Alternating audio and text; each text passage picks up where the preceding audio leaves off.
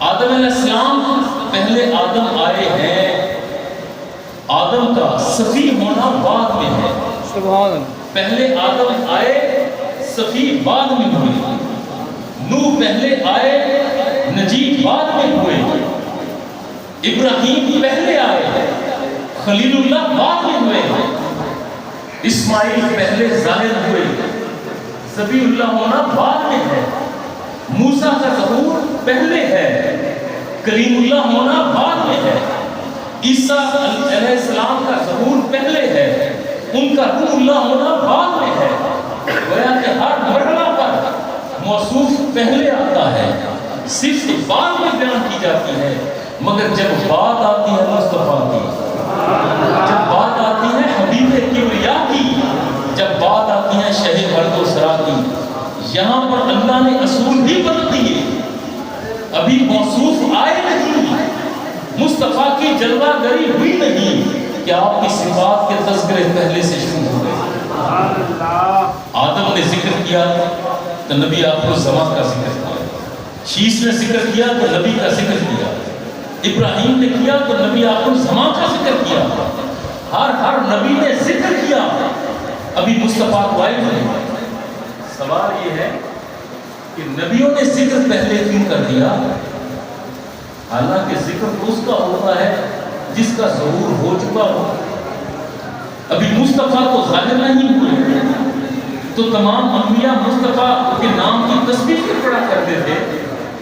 ذکر کیوں کیا کرتے تھے؟ علماء بیان کرتے ہیں کہ یہ بات صرف عالم دنیا کی نہیں ہے، مصطفیٰ کے تذکرے تو عالم ارواح میں ہوتے رہے۔ سبحان اللہ۔ عالم ارواح کا منظر یہ ہے کہ اللہ نے تمام نبیوں اور رسولوں کو اکٹھا کر دیا۔ کوئی غیر نبی وہاں پر موجود نہیں، صرف انبیاء اور رسول موجود ہیں۔ اور اتنے میں روایات ملتی ہیں کہ ایک تخت بلندی سے اتارا گیا اور تمام نبی اس تخت کی طرف دیکھ رہے ہیں کہ کون اس تخت پر جلوہ افروز ہے، کس کے لیے بلایا گیا۔ جب وہ تخت قریب وَنُؤْمِنُ بِهِ وَنَتَوَكَّلُ عَلَيْهِ وَنَشْهَدُ أَن لَّا إِلَٰهَ إِلَّا اللَّهُ وَحْدَهُ لَا شَرِيكَ لَهُ أَزَلِيٌّ أَبَدِيٌّ دَهْرِيٌّ لَا يَنْفَدُ وَلَا أَوَّلُ لَهُ وَلَا آخِرَ لَهُ وَنَشْهَدُ أَنَّ مُحَمَّدًا عَبْدُهُ وَرَسُولُهُ والصلاة والسلام على سيد الأنبياء والمرسلين صاحب قاب قوسين جد الحسن والحسين سيدنا ومولانا غوثنا وغياثنا ومغيثنا عيننا وعوننا وعياننا مطلوبنا ومقصودنا ومسحوبنا ملجانا ومأوانا أبي القاسم محمد بن عبد الله وعلى آله الطيبين الطاهرين المطهرين والشاهدين المشاهدين الشاكرين والسلام على أصحابه الأجمعين سبحان اللہ۔ أما بعد قال الله تعالى في القرآن المجيد والفرقان الحميد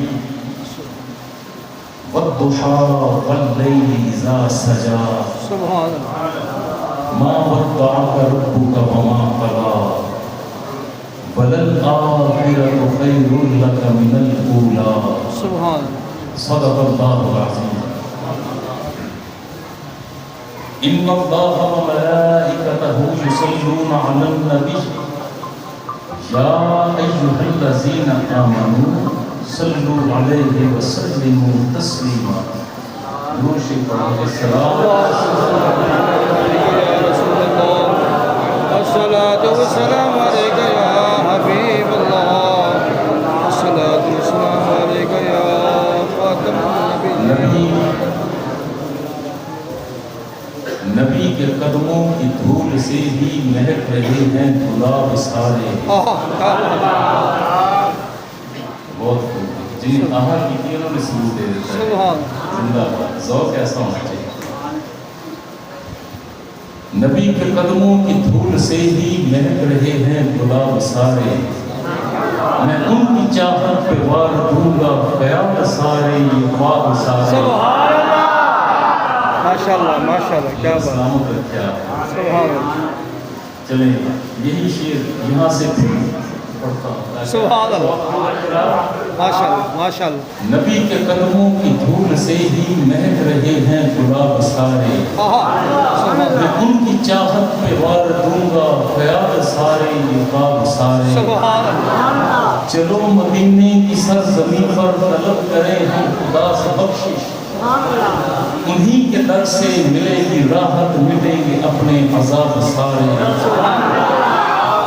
خدا نے عرش بری پہ ان کو بلا کے مہمان بنا لیا تھا. کیا بات. دکھا کے جلوہ عطا کیے تھے یہ رحمتوں کے نصاب سارے. سبحان اللہ ماشاءاللہ. عشق و مستی کی بے خودی میں نبی کی نعتیں سنائے ازہر. عشق و مستی کی بے خودی میں نبی کی نعتیں سنائے ازہر. گلاب بن کر حروف مہکے مٹائیں دل کے سراب سارے. کیا بات. اللہ رب العزت کی طرف سے عطا کردہ عقل و دانش، فہم و فراست، ادراک، سوچ اور فکر کے دائروں سے کہیں بھی بلند اور مابرا اس وسیع و عریض کائنات کے اندر جتنی مخلوقات ہیں ان تمام مخلوقات کی طرف سے ادا کی جانے والے تمام تعریفی کلمات، تمام تر تعریفات اس رب الجزل کے لیے جس نے کائنات کے سربستہ رازوں سے پردہ اٹھاتے ہوئے ارشاد فرمایا سبحان اللہ. انما امرہ اذا اراد شیئا ان یقول له کن فیکون. سبحان اللہ. اور درود لا حدود و بے قیود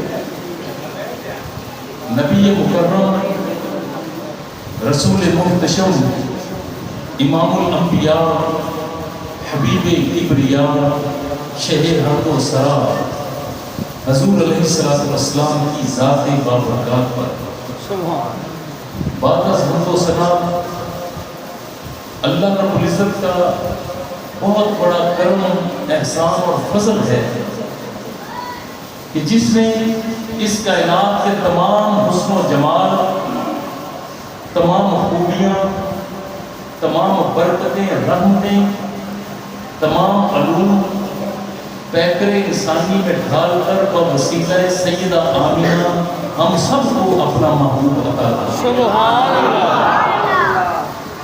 یہ اللہ رب العزت کا کرم ہے، بڑا احسان ہے. حضور علیہ السلام کی سیرت پر بے شمار کتب لکھی گئی. بہت سے لوگوں نے کتابات کیے، بہت سے لوگوں نے تحریرات لکھی، مگر تاریخ میں ایک جملہ ہے فقط 3 حروف پر مشتمل، ایک مختصر ترین جملہ جو سیرت پر لکھی گئی سینکڑوں کتابوں پر بھی بھاری ہے. سبحان. اور یہ جملہ ام المؤمنین حضرت عائشہ صدیقہ رضی اللہ تعالیٰ عنہ کا ہے. سبحان. لوگوں نے جب آپ سے پوچھا کہ اماں جی ہمیں رسول اللہ کی سیرت کے بارے میں تو بتا دیں، حضور کا انداز کیا تھا، حضور کی سیرت کیا تھی، حضور کا انداز رویہ کیا ہوا کرتا، تو آپ نے 3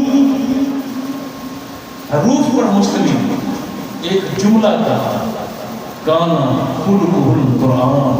سبحان اللہ. کہ لوگوں تم مصطفیٰ کے بارے میں پوچھنا چاہتے ہو تو مصطفیٰ پورے کا پورا قرآن ہے.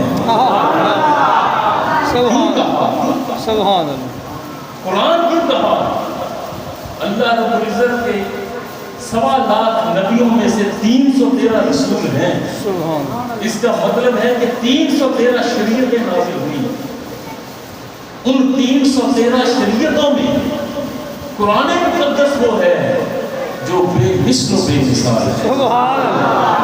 گویا کہ ذکر یہ ہے کہ لوگوں مصطفیٰ کے بارے میں جاننا چاہتے ہو، اللہ رب العزت نے اپنے محبوب کو حسن دیا تو بے مثل و بے مثال، جمال دیا تو بے مثل و بے مثال، کمال دیا تو بے مثل و بے مثال، تدبر دیا تو بے مثل و بے مثال، علم دیا تو بے مثل و بے مثال، علم دیا تو بے مثل و بے مثال۔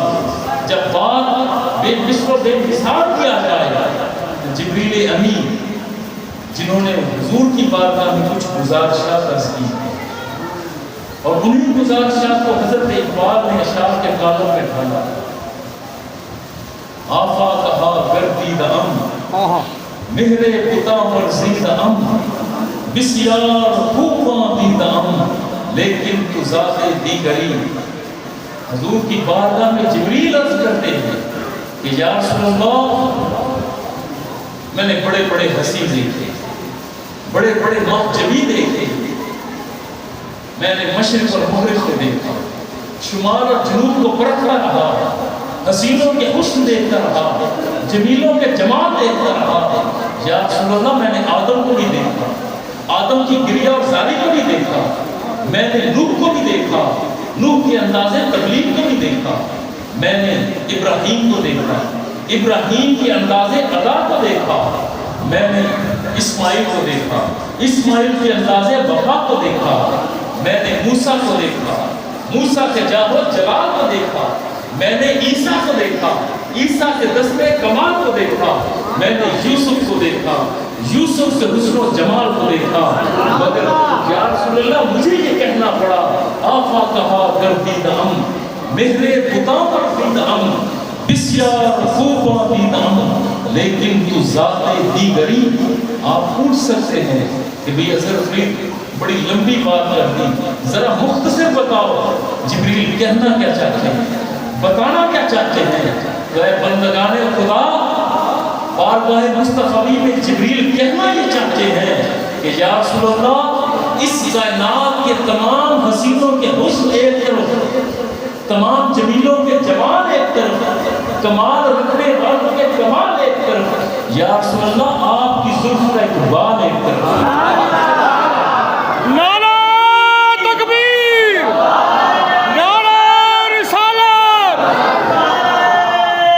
حیدری یا علی، اللہ محمد چار یار حاجی خواجہ مصطفی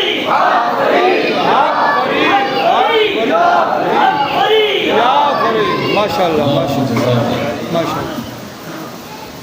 آپ کے یہ نعرے اور انداز دیکھ کر میری سفر کی تھکاوٹ اتر گئی اور میری کوشش ہے کہ جو آپ کی انتظار کی تھکاوٹ ہے نا وہ آپ کی دور میں کرتا چلا جائے۔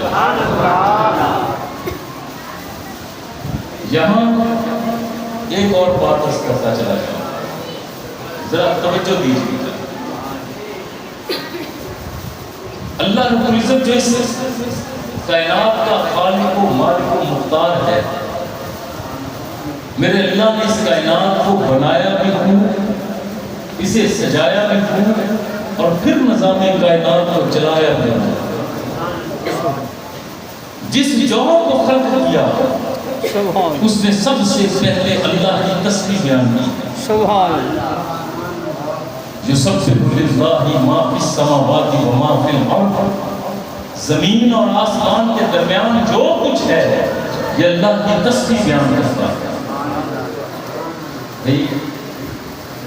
بات اور مختصر کر دوں، جس کی تعریف کائنات کا ذرہ ذرہ کرے وہ خدا ہے، اور جس کی تعریف خود خدا کرے وہ خدا کا مصطفیٰ ہے۔ سبحان اللہ، ماشاءاللہ ماشاءاللہ۔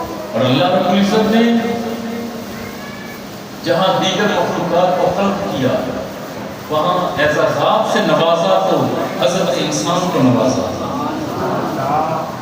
اور اللہ رب العزت نے انسان کو بنایا ہے اور هو الذی یصورکم فی الارحام کیف یشاء۔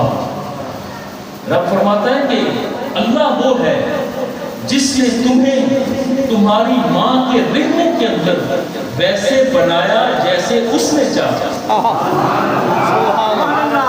اب یہاں پر ذرا غور کرنا ہے، تھوڑی سی ثقیل بات. رب فرماتا ہے کہ اے لوگوں، تمہارا رب وہ ہے جس نے تمہیں تمہاری ماں کے رحموں کے اندر ویسا بنایا جیسا اس رب نے چاہا. اب جو بندہ رنگ گورا ہو یا کالا، قد لمبا ہو یا چھوٹا، بدن فربا ہو یا پتلا، کسی بندے کی شکل پر کبھی اعتراض نہ کرنا، اس لیے کہ کسی کو یہ اختیار ہی نہیں کہ اپنی شکل خود بنا لے. وہ تو رب نے بنائی ہے. رب فرماتا ہے کہ جیسا چاہتا ہوں ویسا تمہاری ماں کے رحموں کے اندر تمہیں ویسا خلق کر دیا. یہ تو ہے دستور، مگر جب جمال مصطفیٰ کو ایک دیوانے نے دیکھا، ایک عاشق نے دیکھا، مصطفیٰ کی بیوی مبارک کو دیکھا، نام ہے حسان بن ثابت رضی اللہ تعالیٰ. یہاں قرآن کی نفی تو نہیں کرتے مگر اپنا ذوق اور خیال ضرور پیش کرتے ہیں. وَأَحْسَنُ مِنْكَ لَمْ تَرْقَتْ عَيْنِي وَأَجْمَلُ مِنْكَ لَمْ تَلِدِ النِّسَاءُ خُلِقْتَ مُبَرًّا مِنْ كُلِّ عَيْبٍ كَأَنَّكَ قَدْ خُلِقْتَ كَمَا تَشَاءُ. عرض کرتے ہیں کہ یا رسول اللہ، آپ کو میں نے دیکھا، حضور کے حسن کو دیکھا، جمال کو دیکھا، آپ کی سرخی آنکھوں کو دیکھا، بلدیل کی زلفوں کو دیکھا، ماں ذات البصر کی آنکھوں کو دیکھا، ید اللہ کے ہاتھ کو دیکھا. جب مصطفیٰ کے حسن اور جمال کو دیکھا تو بے اختیار کہتے ہیں کہ یا رسول اللہ، آپ جیسا حسین، آپ جیسا دل نشین، آپ جیسا جو کشش، آپ جیسا حسن و جمال و کمال والا میری آنکھ نے آج تک دیکھا ہی نہیں. سبحان اللہ. یہاں پر کوئی کہہ سکتا تھا بھئی حسان نے اس لیے نہیں دیکھا کہ وہ صرف عرب کے خطے میں گھومتا رہا، ممکن ہے کہ کہیں اور کوئی حسین ہو. اگلے ہی مصرعے میں حضرت حسان بن ثابت نے یہ دروازہ بھی بند کر دیا. عرض کرتے ہیں کہ یا رسول اللہ، آپ جیسا حسین میری آنکھ نے دیکھا ہی نہیں. بات صرف میری آنکھ کی نہیں بلکہ یا رسول اللہ، کبھی کسی ماں نے آپ جیسا حسین جنا ہی نہیں. اس دنیا میں کوئی ایسی ماں ہے ہی نہیں جس نے آپ جیسا کسی حسین کو جنم دیا ہو. خلقت مبرأ من کل عیب. حضور آپ تو وہ ہے جو تمام عیبوں سے پاک، کوئی عیب نہیں، کوئی نقص نہیں، کوئی تکلیف نہیں. کأنک قد خلقت کما تشاء. حضور اب یہاں پر وہ اپنی بات، حضور یوں محسوس ہوتا ہے، کأنک، حضور یوں لگتا ہے، یوں احساس ہوتا ہے کہ جیسے رب نے آپ کو آپ سے پوچھ پوچھ کر بنایا. حضور کوئی ایسا حسین نہیں جیسے رب نے آپ سے آپ کو پوچھ پوچھ کر بنایا. اور جب حسن کی بات آتی ہے تو یہاں ایک اور بات بھی ذہن میں رہے کہ حسن دو طرح کا ہوتا ہے. یہ توجہ والی بات ہے. حسن دو طرح کا ہوتا ہے. ایک ہوتا ہے حسن حقیقی اور ایک ہوتا ہے حسن مجازی. حسن مجازی یہ مستقل نہیں ہوتا، اور حسن حقیقی کے اندر دو خوبیاں موجود ہوتی ہیں. نمبر ایک، جو حقیقی حسن ہو اس میں جمود اور ٹھہراؤ نہیں ہوتا، اس میں سکوت نہیں ہوتا. اور دوسری خوبی یہ ہے کہ حسن حقیقی زمان اور مکان کی قید میں مقید نہیں رہتا. اس کی مثال کیا ہے؟ جو حسن حقیقی ہے یہ اپنی جگہ پر ایک جگہ پر رکا نہیں رہتا، ٹھہر نہیں جاتا، اس میں استقرار ہوتا ہے، مستقل ہوتا ہے. کیا کوئی حسن ایسا ہے؟ ہم دیکھتے ہیں کہ ایک بچہ بڑا حسین ہوتا ہے، پرکشش ہوتا ہے، جیسے یہ بڑا ہوا اس کا وہ حسن جاتا رہا. اس کا مطلب ہے کہ اس بچے کا حسن ذاتی یا حقیقی حسن نہ تھا، اور دوسرا دیکھتا ہے کبھی کوئی جوانی میں حسین ہوتا، بڑھاپے میں پہنچے تو چہرے پر جھڑی پڑ گئی، رنگ بدل گیا۔ اس نوجوان کا حسن حقیقی حسن نہ تھا کیونکہ تبدیل ہو گیا، زمان و مکان میں نہیں رہتا۔ اس پر بات کرنے سے قبل کیا کوئی ایسا مثال ہے کہ بھی حسن ہر لمحے بڑھتا چلا جائے؟ کیا کوئی ایسا حسین بھی ہے؟ تو قرآن بتاتا ہے وَلَلْآخِرَةُ خَيْرٌ لَكَ مِنَ الْأُولَىٰ۔ اے محبوب، ہر آنے والا لمحہ، آپ کا ہر آنے والا لمحہ پچھلے لمحے سے بہتر ہے، ہر آنے والی گھڑی پچھلی گھڑی سے بہتر ہے۔ اس کا مطلب ہے کہ قیامت تک اور ما بعد قیامت جنت تک جب جب وقت گزرتا جائے گا، لمحہ گزرتا جائے گا، مصطفیٰ کا حسن اور نکھر کر سامنے آتا چلا جائے گا۔ اگر تو لفظی ترجمہ کریں وَلَلْآخِرَةُ خَيْرٌ لَكَ مِنَ الْأُولَىٰ، ہر آنے والی گھڑی پچھلی گھڑی سے بہتر، تو سوال اٹھتا ہے کہ خدا بنا کیا مصطفیٰ کی وہ گھڑی زندگی کی جو گزر گئی ہے، کیا اس میں کوئی کمی رہ گئی تھی جو اگلے لمحے پوری کی؟ اگر ترجمہ یہ کریں گے تو پھر تو مصطفیٰ کی ذات میں نقص نکل آیا نا کہ پچھلے لمحے میں کوئی کمی تھی جو اس لمحے پوری کی۔ یہ تو مصطفیٰ کی ذات نقائص سے پاک، نقص سے پاک، تو پھر اس کی تفسیر کیا ہوگی؟ اور قبلہ ابا جی حضور رحمۃ اللہ تعالیٰ علیہ جو تفسیر ہمیں پڑھائی سکھائی اور ہم نے آپ کو بتائی وہی بتا دیتا۔ فرماتے ہیں کہ رب یہ فرماتا ہے وَلَلْآخِرَةُ خَيْرٌ لَكَ مِنَ الْأُولَىٰ۔ اے محبوب، اس کائنات کے تمام حسن و جمال و کمال، تمام خوبیاں، تمام علوم ایک ہی وقت میں لاکھوں کروڑوں اربوں کروڑوں پردوں کے اندر رکھ کر ایک ہی مرتبہ آپ کو عطا کر دیے۔ اب ہر لمحہ ایک پردہ ہٹتا چلا جائے گا، آپ کا حسن نکل کر اور سامنے آتا جائے گا۔ نعرہ تکبیر، نعرہ رسالت، نعرہ تحقیق، نعرہ حیدری، اللہ محمد چار یار حاجی خواجہ قطب فرید، حق فرید، حق فرید، حق فرید۔ اور حسن حقیقی کا دوسرا جمال، دوسری خوبی کہ یہ زمان و مکان کے اندر قید نہیں رہتا۔ زمانہ بدل جائے حسن اپنی جگہ پر قائم ہے، مقام بدل جائے حسن قائم رہتا ہے۔ یہ ہے حسن حقیقی۔ اگر حسن عارضی کی بات کریں تو ٹھنڈے والا ٹھنڈے علاقے کا کوئی حسین اگر افریقہ کے صحراؤں میں چھوڑ دیا جائے تو 15 دنوں کے بعد اس کی رنگت بدل جائے۔ ایک علاقے سے دوسرے علاقے میں تبدیل ہوا، بدل دیا، پہنچا دیا، گویا کہ اس کا حسن بدل گیا۔ جو حسن مقام بدلنے کے ساتھ تبدیل ہو جائے، اس کا مطلب ہے کہ وہ حقیقی حسن نہیں ہے۔ جو حسن زمان بدلنے کے ساتھ تبدیل ہو جائے، اس کا مطلب ہے کہ وہ حقیقی حسن نہیں ہے۔ اب مصطفیٰ کو ذرا دیکھیں، کیا آپ کا حسن زمان و مکان میں قید ہے یا زمان و مکان سے ماوراء بھی آپ کا حسن قائم اور قائم ہے؟ شب معراج ہے، جب حضور علیہ السلام کروڑوں نوری سال کی مسافت طے کر کے سدرۃ المنتہا پر پہنچے، یہ تھی عالم مقام کی آخری سرحد۔ وہاں پہنچ کر حضور علیہ السلام نے جبریل سے کہا، جبریل یہاں تک تم نے ساتھ دیا ہے، مسجد حرام سے چلے مسجد اقصیٰ تک، مسجد اقصیٰ سے چلے سدرۃ المنتہا تک، یہاں تک تم نے ساتھ دیا، اب چلو نظر آگے بھی چلے جائیں۔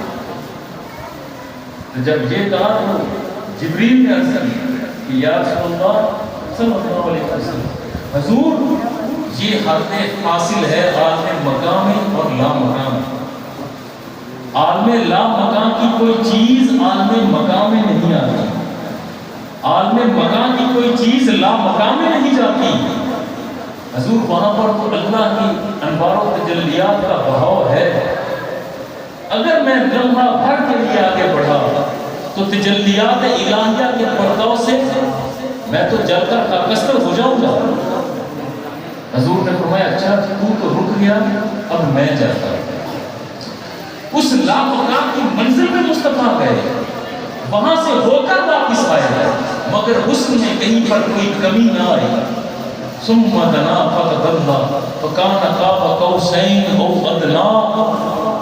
وہ لمحہ تھا کہ جب مصطفیٰ کا جمال حق کے قریب ہوا اور اللہ کا جمال مصطفیٰ کے جمال کے قریب ہوا، وہاں پر سارے پردے ہٹا دیے گئے تھے، صرف ایک خالق اور مخلوق کا درمیان میں پردہ رہ گیا، باقی پردے ہٹا دیے۔ جو حسن زمان اور مکان میں قید نہ رہے تو مصطفیٰ کا حسن ہے۔ نعرہ تکبیر، نعرہ رسالت، نعرہ تحقیق، نعرہ حیدری، اللہ محمد چار یار حاجی خواجہ قطب فرید۔ اگر یہ بات بھی گرفت میں آ گئی، ایک مرحلہ اور آگے بڑھتے ہیں۔ یہاں پر صفات کو بیان کیا جا رہا ہے، ایک موصوف ہوتا ہے اور ایک صفت ہوتی ہے۔ صفت خوبی کو کہتے ہیں، موصوف جس شخصیت یا ذات کی خوبی بیان کی جائے وہ موصوف ہے۔ اصول یہ ہے موصوف پہلے ہوتا ہے، صفت کا ظہور بعد میں ہوتا ہے۔ مشکل بات ہے تو میں آسان کر دیا۔ آدم علیہ السلام پہلے آدم آئے ہیں، آدم کا صفی ہونا بعد میں ہے۔ سبحان اللہ۔ پہلے آدم آئے، صفی بعد میں ہوئے۔ نوح پہلے آئے، نجیب بعد میں ہوئے۔ ابراہیم پہلے آئے، خلیل اللہ بعد میں ہوئے۔ اسماعیل پہلے ظاہر ہوئے، ذبیح اللہ ہونا بعد میں ہے۔ موسیٰ کا ظہور پہلے ہے، کلیم اللہ ہونا بعد میں ہے۔ عیسیٰ علیہ السلام کا ظہور پہلے ہے، ان کا روح اللہ ہونا بعد میں ہے۔ گویا کہ ہر مرحلہ پر موصوف پہلے آتا ہے، صرف بعد میں بیان کی جاتی ہے۔ مگر جب بات آتی ہے مصطفیٰ کی، جب بات آتی ہے حبیب کبریا کی، جب بات آتی ہے شہید مرد و سرا کی، یہاں پر اللہ نے اصول بھی بدل دیے۔ ابھی موصوف آئے نہیں، مصطفیٰ کی جلوہ گری ہوئی نہیں کہ آپ کی صفات کے تذکرے پہلے سے شروع ہو گئے۔ آدم نے ذکر کیا تو نبی آپ کو زمان کا ذکر کیا، شیش نے ذکر کیا تو نبی کا ذکر کیا، ابراہیم نے کیا تو نبی آپ کو زمان کا ذکر کیا۔ ہر نبی نے ذکر کیا، ابھی مصطفیٰ کو آئے نہیں۔ سوال یہ ہے کہ نبیوں نے ذکر پہلے کیوں کر دیا؟ حالانکہ ذکر تو اس کا ہوتا ہے جس کا ظہور ہو چکا ہو۔ ابھی مصطفیٰ تو ظاہر نہیں ہوئے، تو تمام انبیاء مصطفیٰ کے نام کی تسبیح کیوں پڑھا کرتے تھے؟ ذکر کیوں کیا کرتے تھے؟ علماء بیان کرتے ہیں کہ یہ بات صرف عالم دنیا کی نہیں ہے، مصطفیٰ کے تذکرے تو عالم ارواح میں ہوتے رہے۔ سبحان اللہ۔ عالم ارواح کا منظر یہ ہے کہ اللہ نے تمام نبیوں اور رسولوں کو اکٹھا کر دیا، کوئی غیر نبی وہاں پر موجود نہیں، صرف انبیاء اور رسول موجود ہیں۔ اور اتنے میں روایات ملتی ہیں کہ ایک تخت بلندی سے اتارا گیا اور تمام نبی اس تخت کی طرف دیکھ رہے ہیں کہ کون اس تخت پر جلوہ افروز ہے، کس کے لیے بلایا گیا۔ جب وہ تخت قریب آیا تو تمام انبیاء اور رسول کی ارواح نے دیکھا کہ اس تخت پر جلوہ افروز ہے ایک واللیل کی زلفوں والا، ماں ذات البصر کی آنکھوں والا، جد اللہ کے ہاتھ والا، حسن و جمال و کمال کی انتہاؤں پر فائزہ۔ اور گویا کہنے دیجئے میرا ذوق یہ کہتا ہے کہ اللہ رب العزت نے اپنے محبوب کا تعارف کیوں کروایا ہوگا کہ اے انبیاء اور رسول اسے دیکھ رہے ہو، یہ ہے وہ میرا محبوب جس کے لیے کائنات کو بنایا ہے، جس کے لیے کائنات کو سجایا ہے، جس کے لیے نظام کائنات کو چلایا ہے۔ قرآن کا موضوع ہے وَإِذْ أَخَذَ اللَّهُ مِيثَاقَ النَّبِيِّينَ کی ترتیب کو ذہن میں رکھیں کہ اللہ نے نبیوں سے عہد لیا۔ کون سا وعدہ لیا؟ عالم ارواح میں وعدہ یہ تھا کہ اے انبیاء اور رسول جب تم اس کا زمانہ پاؤ تو اس کی اعانت کرنا، اس کی مدد کرنا۔ تمام نبیوں نے کہا یا اللہ ایسا ہی کریں گے، اس کا تذکرہ کریں گے، اس کی اعانت کریں گے، اس کی مدد کریں گے۔ نبی چونکہ عام انسان تو ہے خاص ہوا کرتا ہے، ہم عام انسان ہیں بھول جاتے ہیں، مگر نبی نہیں بھولتا۔ آدم کو زمین پر بھیجا تو آدم کو وعدہ یاد ہے، آدم زمین پر آئے تو وعدے کے مطابق ذکر کیا ہے نبی آخر الزمان کا۔ شیس آئے تو انہیں وعدہ یاد، ابراہیم آئے تو وعدہ یاد، ہر نبی کو وعدہ یاد۔ 1.25 لاکھ انبیاء جو اس وعدے کے مطابق دنیا میں آتے رہے، مصطفیٰ کا ذکر کرتے رہے۔ سبحان اللہ۔ سوال اٹھتا ہے کہ عالم ارواح میں تو وعدہ کر کے آئے کہ یا اللہ جب اس کا زمانہ پائیں گے تو اس کی عادت کریں گے۔ ابھی مصطفیٰ تو آئے نہیں، پھر مدد کیسی ہو رہی ہے؟ تو ایک ہی بات ذہن میں آتی ہے کہ اے بندگان خدا، جس دور میں آدم آئے ہیں زمانہ وہ بھی مصطفیٰ کا ہے، جس دور میں شیس آئے زمانہ وہ بھی مصطفیٰ کا، جس دور میں ابراہیم آئے زمانہ وہ بھی مصطفیٰ کا۔ یہ جتنے ادوار ہیں دراصل زمانہ مصطفیٰ کا چلا جاتا ہے۔ سبحان اللہ۔ ہر نبی نے، رسول نے ذکر تو کیا، مگر اس مرحلہ پر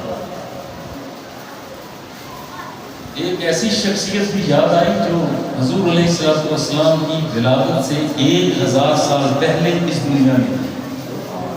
کتنی دیر پہلے؟ 1000 سال پہلے۔ اور وہ نہ تو کوئی نبی ہے، نہ رسول ہے، نہ کسی نبی رسول کا یہ صحابی ہے، سیدھا سادہ دنیا دار بندہ تھا، اقتدار کا حریص بندہ تھا، مگر جب عشق کا ناز ڈس جائے تو وہ شخصیت کوئی بھی ہو اس پر اثر ہوتا ہے۔ حضور کی ابھی ولادت ہوئی نہیں، 1000 سال پہلے تذکرے ہو رہے ہیں مصطفیٰ کے۔ نام اس کا ہے قبا، ہمشری خاندان کا ہے، یمن کا بادشاہ ہے، اور اس کے دل میں خیال آیا کہ میں کسی طرح عرب کی سرزمین پر قبضہ جماؤں، حکمرانی میری ہو جائے۔ اس نے گزرا اور مشیران کو بلا لیا کہ میں چاہتا ہوں کہ عرب پر میرا قبضہ ہو، میری حکمرانی ہو، تم بتاؤ کہ پہلا حملہ کہاں پر کروں؟ اس کے وزیروں نے نقشے کھینچا لیے، ساتھ جوڑ دیے اور ذکر کرتے ہیں کہ بادشاہ اگر چاہتا ہے کہ پوری عرب کی سرزمین پر آپ کا قبضہ ہو جائے تو سب سے پہلا حملہ جا کر یثرب پر کرو۔ یثرب پر جب قبضہ ہو جائے گا تو دھیرے دھیرے اسے فوجی چھاؤنی بنانا اور پورے علاقے فتح کرتے چلے جائے۔ طبع نے اپنے ہزاروں لشکری فوجی ساتھ لیے،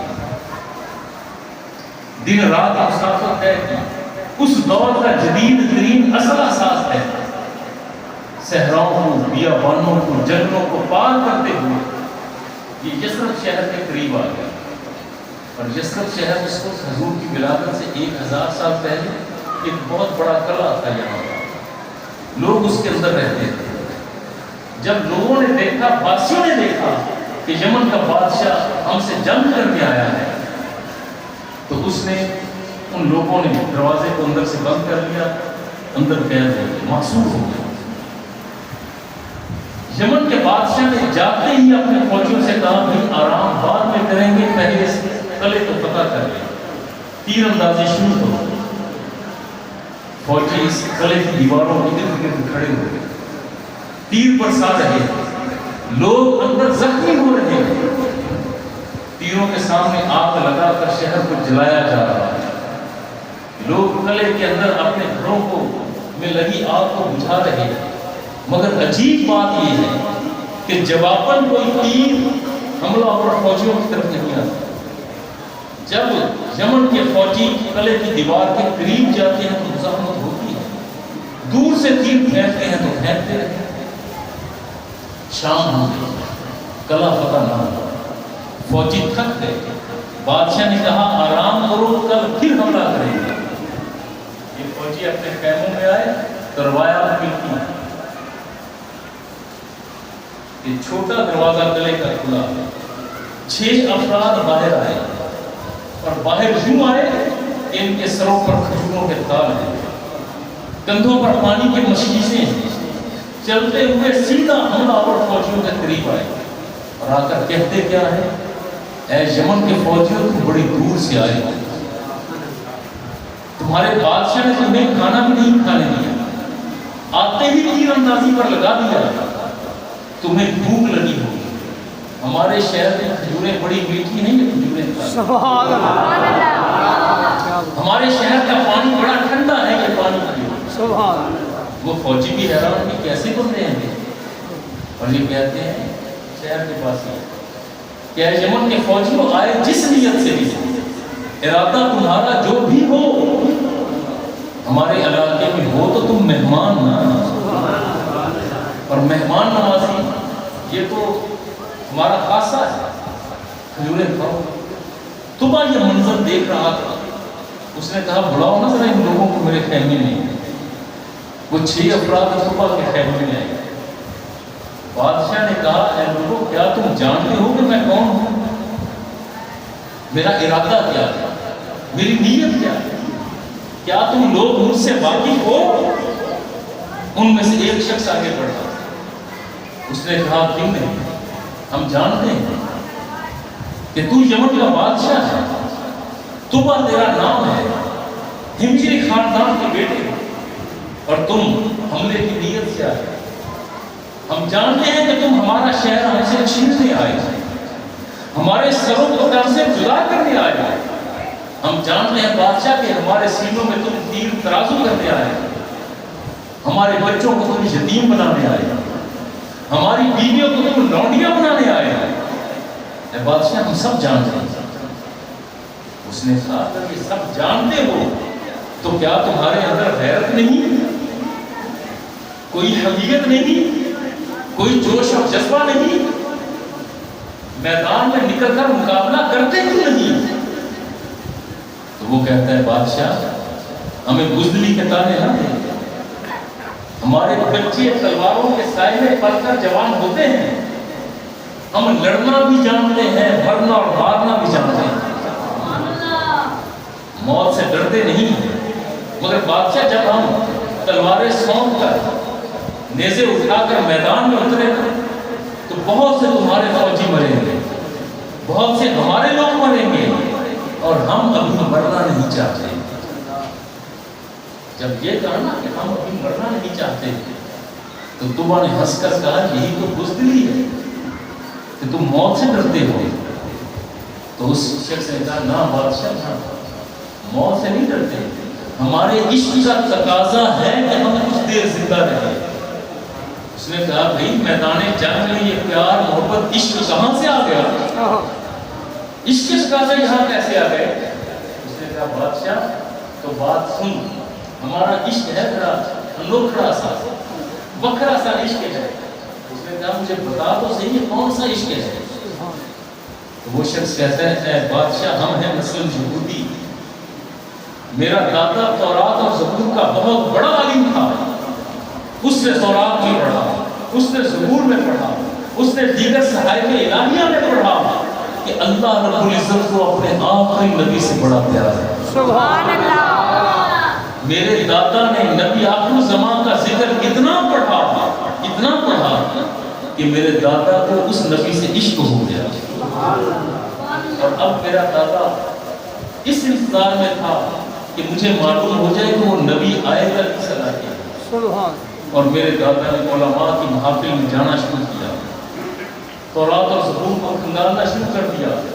نشانیاں معلوم کرنا شروع کر دی. تو بادشاہ میرے دادا کو یہ نشانیاں ملی کہ اللہ کا محبوب نبی جو آخری نبی ہوگا وہ آئے گا تو عرب کے صحراؤں کے درمیان ایک بستی میں آئے گا جہاں پر کھجوروں کی بہتات ہوگی, جہاں پانی کے ٹھنڈے چشمے ہوں گے. جب یہ نشانیاں میرے دادا نے جان لی تو وہ عرب کے صحراؤں میں نکل پڑا. وہ کریا کریا, بستی بستی, نگر نگر, شہر شہر گیا کہ کسی طرح معلوم ہو جائے کہ آخری نبی کا شہر کون سا ہوگا. بادشاہ میرے دادا نے جب عرب کی سرزمین کو چھان مارا نا تو یہ وہ شہر کا یثرب جس شہر میں نبی آخر زمان کے شہر کی تمام نشانیاں موجود تھیں. تو اس نبی کی محبت میں میرے دادا نے علاقے کو چھوڑا, گھر بار کو چھوڑا, بیوی بچوں کو, شاگردوں کو, احباب کو ساتھ لیا اور سیدھا اس علاقے میں یثرب میں آ کر ڈیرے لگا لیا. بادشاہ بھی بڑی توجہ سے سن رہا. اچھا بڑی محبت والا تھا تیرا دادا, تو کیا اس نبی کی زیارت تیرے دادا نے کر لی؟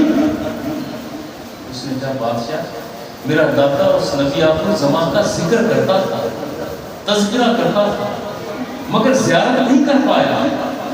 مرنے لگا تو اس نے ہمیں وصیت کی کہ میں مر جاؤں تو میری قبر اسی شہر کے اندر بنا دینا.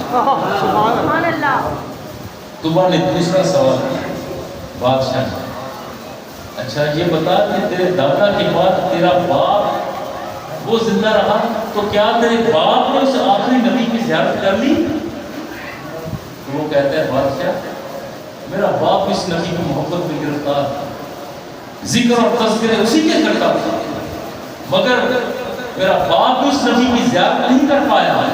جب وہ مرنے لگا تو اس نے کہا تھا کہ میں مر جاؤں تو میری قبر میرے باپ کی قبر کے ساتھ کسی شہر میں بنا دے. سبحان اللہ. تو نے کہا کہ اچھا اپنی نسل میں سے تم تیسرے ہو تو کیا تم نے اس نبی کو دیکھ لیا؟ اس نے کہا بادشاہ ابھی دیکھا نہیں, یہی تو وجہ ہے کہ چاہتا ہوں کہ کچھ دیر اور زندہ رہوں تاکہ سب کی آنکھوں سے اس نبی کا جمال دیکھوں. اس نے کہا بھائی عجیب بندے ہو, تم کرتے کیا کام؟ اس نے کہا بادشاہ سارا دن محنت کرتے ہیں, سارا دن مزدوری کرتے ہیں, جب رات ہوتی ہے نا تو تاروں کی چھاؤں میں ہم یہودی بیٹھ جاتے ہیں, دائرہ بنا کر بیٹھ جاتے ہیں, پھر کہتے ہیں ہاں کہ آج اس آخری نبی کا ذکر تو سنانا, آج تذکرہ تو کر دیں. یوں ہم رات کا ایک خاص حصہ اس آخری نبی کا ذکر کرتے گزارتے ہیں. بادشاہ نے کہا بھائی اگر تیری زندگی نے وفا نہ کی تو پھر؟ اس نے کہا کہ میں وصیت کر چکا کہ میں مر جاؤں تو میری قبر میرے باپ اور دادا کی قبر کے ساتھ اسی شہر میں بنا دیا. تو بادشاہ نے یہ ساری بات سنی.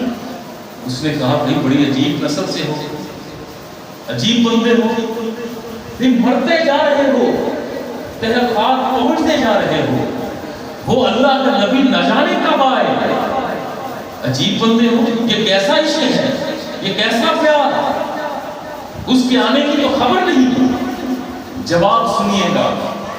اس یہودی عالم نے کہا اے بادشاہ وہ اللہ کا نبی جب بھی آئے, وہ آئے 100 سال کے بعد, وہ آئے 500 سال یا 1000 سال کے بعد, ہمارا یقین ہے آئے گا تو اسی شہر میں آئے گا, چلے گا تو اسی شہر میں چلے گا.